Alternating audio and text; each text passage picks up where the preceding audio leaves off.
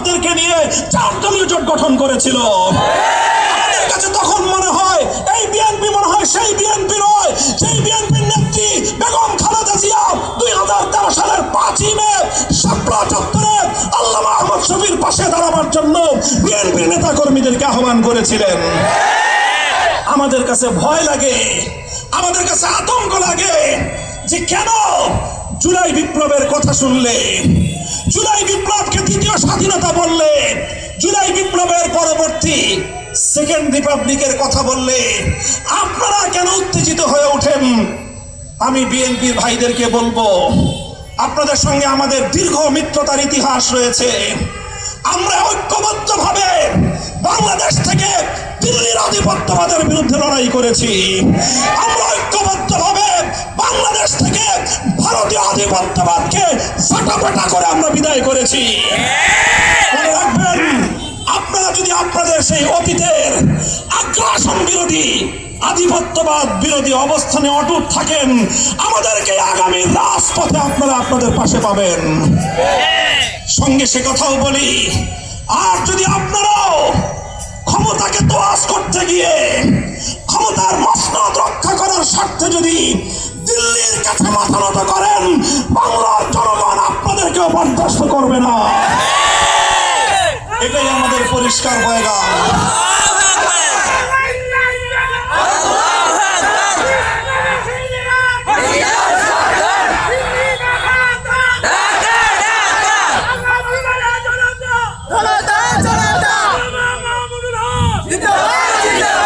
সংগ্রামী ভাই ও বন্ধুগণ আমার, এই হলো দেখেন, বলছিলাম যে জুলাই বিপ্লবের স্বপ্ন ছিল একটি বৈষম্যহীন বাংলাদেশ হবে। জুলাই বিপ্লবের স্বপ্ন ছিল ফ্যাসিবাদ মুক্ত বাংলাদেশ হবে। এই স্বপ্নের জন্য বাংলাদেশের প্রায় 1,500 দামাল সন্তান এই রাজপথে লুটিয়ে পড়ল। তারা অনেকেই জেনে বুঝে রাজপথে নেমেছিল। আজও পর্যন্ত বাংলাদেশের সোশ্যাল মিডিয়াগুলোতে স্বরাষ্ট্রমন্ত্রীকে লক্ষ্য করে তৎকালীন সময়ের একজন পুলিশ কর্মকর্তা বলেছিল, সেই কথা আমরা ভুলে যাই নাই, স্যার একটারে গুলি করলে একটাই মরে, বাকিটি যায় না। মনে আছে সেই কথা? এদেশের যুবকেরা চিন্তা করেন, সাক্ষাৎ মৃত্যু, নিশ্চিত মৃত্যুকে জেনে তারা হাসি মুখে ফ্যাসিবাদের বিরুদ্ধে শাহাদাতের প্রেরণা নিয়ে তারা মাঠে নেমেছিল। 1,500-এর মতো যুবক প্রাণ দিল। আজও গিয়ে দেখেন, ঢাকা মেডিকেলে এখনো যান, পিজি হাসপাতালে যান, এই সিএমএস হাসপাতালে যান, প্রত্যেকটা হাসপাতালে আজও জুলাই যোদ্ধা হত যোদ্ধারা। এখনো কেউ চিরদিনের জন্য চোখের আলো হারিয়েছে, কেউ চিরদিনের জন্য পঙ্গুত্ব বরণ করে, আজও তারা হাসপাতালে ছটফট করতেছে। তাদের একটাই আর্তনাদ, আমরা আমাদের জীবন ফিরে পাবো না, আমরা আমাদের চোখের দৃষ্টি ফিরে পাবো না, আমরা আমাদের স্বাভাবিক চলার শক্তি ফিরে পাবো না। আমরা একটা জিনিস চাই, আমার বাংলাদেশ যেন বৈষম্যহীন হয়, আমার বাংলাদেশে যেন আর কোনোদিন ফ্যাসিবাদ ফিরে না আসে। প্রশ্ন হলো ভাই, ফ্যাসিবাদ মুক্ত বাংলাদেশ কেমনে হবে? বৈষম্যহীন বাংলাদেশ হবেটা কেমনে? আসমান থেকে ফেরেশতা নেমে এসে ফ্যাসিবাদ মুক্ত বাংলাদেশ বানিয়ে দিয়ে যাবে? বলেন না। আসমান থেকে ফেরেশতা নেমে এসে অথবা কবর থেকে আমাদের মরহুম নেতৃবৃন্দ উঠে এসে বেগম জিয়া অথবা শহীদ জিয়া অথবা শাইখুল হাদিস আল্লামা আজিজুল হক অথবা আল্লামা নূর হোসেন কাসেমি, ওনারা কি কবর থেকে উঠে এসে আল্লামা আহমদ শফি, আল্লামা জুনায়েদ বাবুনগরী, তারা কি আমাদের জন্য ফ্যাসিবাদ মুক্ত বাংলাদেশ গড়ে দিয়ে যাবেন? না, আমাদেরকে করতে হবে। বলেন, আমাদেরকেই করতে হবে ফ্যাসিবাদ মুক্ত বাংলাদেশ। কিভাবে করব? How can do it? আমরা এটা কিভাবে করতে পারি? আমরা এই ফ্যাসিবাদ মুক্ত বৈষম্যহীন বাংলাদেশ গড়বার জন্য একাধারে 9 মাস 84টা মিটিংয়ে, ন্যাশনাল কনসেনসাস কমিশনে 33টি রাজনৈতিক দল ঐক্যবদ্ধ হয়ে একটা সনদ প্রণয়ন করলো। একটা সনদ, যেই সনদের মাধ্যমে বাংলাদেশে বিদ্যমান সব বৈষম্যের ধারাগুলোকে বাতিল করা হলো। ফ্যাসিবাদ যেই সকল পথ দিয়ে বাংলাদেশের ক্ষমতার মসনদে আসতে পারে, সেই ফ্যাসিবাদ আসার রাস্তাগুলো সেই জাতীয় ঐক্যমত্য কমিশনে বসে ৩৩টি রাজনৈতিক দল নিজেদের মধ্যে আলাপ আলোচনা করে ৯ মাস ধরে তারা একটি সনদ তৈরি করলো, দলিল তৈরি করলো। সেই দলিলের মাধ্যমে এখন বাংলাদেশের যাবতীয় ক্ষমতা একজনের হাতে কুক্ষিগত। সেটা হলো যিনি হন প্রধানমন্ত্রী, তিনি হয়ে যান গোটা বাংলাদেশের মালিক। এটা বাংলাদেশের জন্য ভালো কোনো পথ নয়। তাই সকলে মিলে সিদ্ধান্ত নেওয়া হলো ক্ষমতার মধ্যে ভারসাম্য আনা হবে।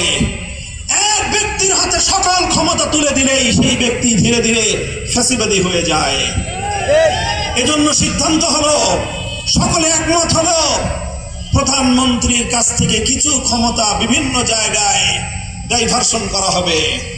প্রধানমন্ত্রীর কিছু ক্ষমতা রাষ্ট্রপতিকে দেওয়া হবে, কিছু ক্ষমতা বিচার বিভাগ সংক্রান্ত ক্ষমতা প্রধান বিচারপতির হাতে দেওয়া হবে। আর সবচেয়ে বড় কথা হলো, যেভাবে দেশ এবং প্রশাসন দলীয়করণ হয়ে ওঠে, আমরা আওয়ামী লীগের সময় দেখেছি পুলিশ প্রশাসনকে বাংলাদেশের মানুষ আর পুলিশ মনে করত না, তারা মনে করতো আওয়ামী লীগ, যুবলীগ, ছাত্রলীগের পরে পুলিশ লীগ। বলেন এমনটা হয়েছিল না? কেন হয়েছিল? কারণ পুলিশে নিয়োগ দিত শেখ হাসিনা। শেখ হাসিনা যখন পুলিশে নিয়োগ দিত, সে যাচাই করতো তার 3 পুরুষের আওয়ামী লীগের রক্ত আছে কিনা। 3 পুরুষে আওয়ামী লীগের রক্ত না থাকলে পুলিশে চান্স পাওয়া যেত না। কোনোভাবে চান্স পাইলেও ভালো কোনো পোস্টিং পাওয়া যেত না। এইভাবে গোটা বাংলাদেশের পুলিশটাকে পুলিশ লীগে পরিণত করেছিল শেখ হাসিনা। এভাবে গোটা রাষ্ট্রযন্ত্রকে, প্রশাসন যন্ত্রকে আওয়ামীকরণ করা হয়েছিল, কারণ সব ক্ষমতা ছিল শেখ হাসিনার হাতে। বাংলাদেশের মানুষ চাইল আগামীর বাংলাদেশে যেন আর এভাবে দলীয়করণ হতে না পারে। এই জন্য রাষ্ট্রের পাবলিক সার্ভিস কমিশন পিএসসি আলাদাভাবে গঠন করে প্রশাসন ক্যাডারে যাদেরকে নিয়োগ দেওয়া হবে, পুলিশে যাদেরকে নিয়োগ দেওয়া হবে, বিচারাঙ্গনে বিচারপতি হিসেবে যাদেরকে নিয়োগ দেওয়া হবে, এই সব যেন নিরঙ্কুশ ভাবে প্রধানমন্ত্রীর একক হাতে না থাকে, এগুলোর মধ্যে যেন একটু বিভক্তি আসে, ক্ষমতার বিকেন্দ্রীকরণ হয়। এগুলোর মাধ্যমেই বাংলাদেশ থেকে ফ্যাসিবাদের পথ বন্ধ করার, বৈষম্য দূর করার জন্য ৩৩টা রাজনৈতিক দল ৯ মাস ৮৪টা বৈঠক করে জাতীয় সনদ, জুলাই সনদ প্রণয়ন করলো। সেই জুলাই সনদ স্বাক্ষর যখন হবে, দুঃখ লাগে, বলতে আমাদের কষ্ট হয়, কিভাবে আপনারা প্রতারণা করেছেন। বিএনপিকে তো কঠিন কথা বললে আমাদেরও কষ্ট লাগে, আর আমাদের ভাইদের, আমাদের স্বজনদের, আমাদের আপনজনদের কলিজা ফেটে বিদীর্ণ হয়ে যায় যে বিএনপিকে আপনি কঠিন কথা বললেন। ঠিক আছে, আমরা বিএনপিকে কঠিন কথা বলবো না, কিন্তু বিএনপিকে বলেন তারা যেন প্রতারণা না করে আমাদের সাথে। তারা শুধুমাত্র 2টা বক্তব্যের ব্যাখ্যা দিক, 2টো কর্মের ব্যাখ্যা দিক। যখন জুলাই সনদে স্বাক্ষর হলো বাংলাদেশের জাতীয় সংসদের দক্ষিণ প্লাজায়, সেই স্বাক্ষর অনুষ্ঠিত হওয়ার আগে ৩৩টা রাজনৈতিক দলের কাছে জুলাই সনদের কপি পাঠানো হলো। বাংলাদেশ খেলাফত মজলিস বাংলাদেশের নিবন্ধিত রাজনৈতিক দল হিসেবে আমরাও সেই কপি পেয়েছি। আমরা সেই কপি পড়ে দেখলাম যে হ্যাঁ, সব ঠিক আছে। ৩২টা রাজনৈতিক দল তারা জুলাই সনদ একরকম পেল, আর বিএনপির কিছু নেতৃবৃন্দ, অন্তর্বর্তীকালীন সরকারের ধাপ্পাবাজ প্রতারক কয়েকজন ব্যক্তি, তারা অন্ধকারে 2 পক্ষ মিলে সেই সনদের মধ্যে নতুন করে আরেকটা ধারা সংযুক্ত করে দিল। যেই ধারার কথা জুলাই যোদ্ধা এনসিপি জানত না, যেই ধারার কথা ইসলামী আন্দোলন পীর সাহেব চরমায় জানতেন না, যেই ধারার কথা জামাতে ইসলাম জানত না, যেই ধারার কথা বাংলাদেশ খেলাফত মজলিস জানত না, যেই ধারার কথা 32টা রাজনৈতিক দল জানত না, কেবল জানত বিএনপি। বিএনপি আর অন্তর্বর্তীকালীন সরকারের কিছু অসাধু কর্মকর্তারা মিলে সেখানে একটা ধারা সংযুক্ত করে দিল। সেটা কি? যে নোট অফ ডিসেন্টে যেই সকল পয়েন্টগুলো অন্যান্য দল দ্বিমত প্রকাশ করেছে, তারা নির্বাচনে পাশ করলে নিজেদের নির্বাচনী ইশতেহার অনুযায়ী সেই আলোকেই তারা সনদকে বাস্তবায়ন করতে পারবে। এই এক ধারার মধ্য দিয়ে জুলাই সনদের সকল মৌলিক ধারাগুলোকে বানচাল করে দেওয়া হয়েছে, অকার্যকর করে দেওয়া হয়েছে। এখন আর ওখানে সিদ্ধান্ত ছিল এক ব্যক্তি রাষ্ট্রের প্রধান দায়িত্বে, প্রধানমন্ত্রী আবার দলের প্রধান চেয়ারম্যান থাকতে পারবে না। সেখানে ছিল এইভাবে ক্ষমতা বিকেন্দ্রীকরণ হবে। কিন্তু সেই নোট অফ ডিসেন্টের এক কলমের খোঁচায় বিএনপি এবং অন্তর্বর্তীকালীন সরকারের অসাধু কর্মকর্তারা তারা বাংলাদেশের মানুষের জুলাই বিপ্লবের বৈষম্যহীন বাংলাদেশ গড়বার এবং ফ্যাসিবাদ মুক্ত বাংলাদেশ গড়বার স্বপ্নের পিঠে ছুরিকাঘাত করেছে। আমরা কিছুই বলবো না। জনাব সালাউদ্দিন সাহেব, আপনি স্বরাষ্ট্রমন্ত্রী, বিএনপির মুখপাত্র হিসেবে জাতীয় সংসদে দাঁড়িয়ে আপনি স্বীকার করেছেন যে আপনারা জুলাই সনদ বাস্তবায়ন করতে চান নাই, শুধুমাত্র নির্বাচনটা যেন তাড়াতাড়ি হয় এই জন্য আপনারা ওখানে কোন রকম স্বাক্ষর করেছেন, অর্থাৎ আপনি স্বীকার করেছেন তখনই আপনাদের জুলাই সনদ বাস্তবায়নের ইচ্ছা ছিল না। সংগ্রামী সাথী ও বন্ধুগণ, আমার বক্তব্য শেষ।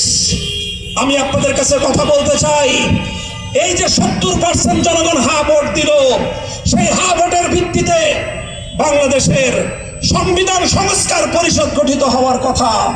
সেই সংবিধান সংস্কার পরিষদ যদি গঠিত না হয়, আমাদের আন্দোলন চলবে সংবিধান সংস্কার পরিষদ গঠন করার মধ্য দিয়ে 70% বাংলাদেশের নাগরিকদের ভোটের মর্যাদাকে অর্জন করে আমরা ঘরে ফিরবো ইনশাআল্লাহ। আমাদের কথা পরিষ্কার, 1970 সালে বাংলাদেশের জনগণের ম্যান্ডেটকে উপেক্ষা করেছিল স্বৈরাচারী পাকিস্তানি গোষ্ঠী। 2014, 18, 24 সালে ফ্যাসিবাদী শেখ হাসিনা বাংলাদেশের জনগণের ভোটের অধিকার কেড়ে নিয়েছিল। আজ যদি শেখ হাসিনার মতো অথবা স্বৈরাচারী স্বৈর গোষ্ঠী অত্যাচারী পাকিস্তানি গোষ্ঠীর মতো কেউ বাংলাদেশের 70% জনগণের ভোটাধিকার কেড়ে নেওয়ার চেষ্টা করে, তার পরিণাম আগের মতো হবে। এই কথাটা বললে খুব কঠোর হয়ে যায় কথা। তাহলে আপনারা ওই পথে যায়েন না, তাহলে আপনাদের তো ফ্যাসিবাদে হাসিনার মতো পরিণতি হবে না।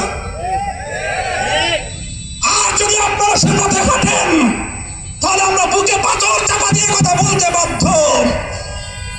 যদি জনগণের গণরায়কে বৃদ্ধাঙ্গুলি প্রদর্শন করা হয়, পরিণাম ফ্যাসিবাদী হাসিনার চেয়ে ভিন্ন কিছু হওয়ার সুযোগ নাই। তাই আমরা চাই ঐক্যমতের ভিত্তিতে সরকার পরিচালিত হোক, রাষ্ট্র তার অভিষ্ট লক্ষ্য পানে এগিয়ে যাক, জুলাই সনদ কার্যকর হোক, শাপলার বীর শহীদানরা এই জাতীয় বাজেটে তারা যেন স্বীকৃতি পায়, শহীদ পরিবারগুলো যেন ভাতার আওতায় আসে, এই আহ্বান থাকলো আপনাদের কাছে। ইনশাআল্লাহ বাংলাদেশ খেলাফত মজলিস জনগণের এই অধিকার আদায়ে রাজপথে নেমেছে। আর কেউ থাকুক বা না থাকুক, এটা বাংলাদেশ জামাতে ইসলামীর এজেন্ডা নয়, এটা শুধু এনসিপির এজেন্ডা নয়, এটা বাংলাদেশ খেলাফত মজলিসের দলীয় এজেন্ডা। বাংলাদেশ খেলাফত মজলিস বিএনপির এজেন্ডা নিয়েও কাজ করে না, বাংলাদেশ খেলাফত মজলিস জামাতের এজেন্ডা নিয়েও কাজ করে না, বাংলাদেশ খেলাফত মজলিস এনসিপির এজেন্ডা নিয়েও কাজ করে না, বাংলাদেশ খেলাফত মজলিস দেশ জনগণ ইসলামের এজেন্ডা নিয়ে কাজ করে। ইনশাআল্লাহ আপনারা আমাদের সাথে থাকবেন তো? আমরা আপনাদের সাথে ওয়াদা করছি, প্রতিশ্রুতি দিচ্ছি, দেশ জাতি এবং ইসলামের প্রয়োজনে আমরা যে কোনো পদক্ষেপ নেব ইনশাআল্লাহ। নাসরুম মিনাল্লাহি ওয়া ফাতহুন করিব ওয়া আখিরু দাওয়ানা আলহামদুলিল্লাহি রাব্বিল আলামিন। আসসালামু আলাইকুম ওয়া রাহমাতুল্লাহ। সুবহানাল্লাহি ওয়া বিহামদিহি, সুবহানাকাল্লাহুম্মা ওয়া বিহামদিক।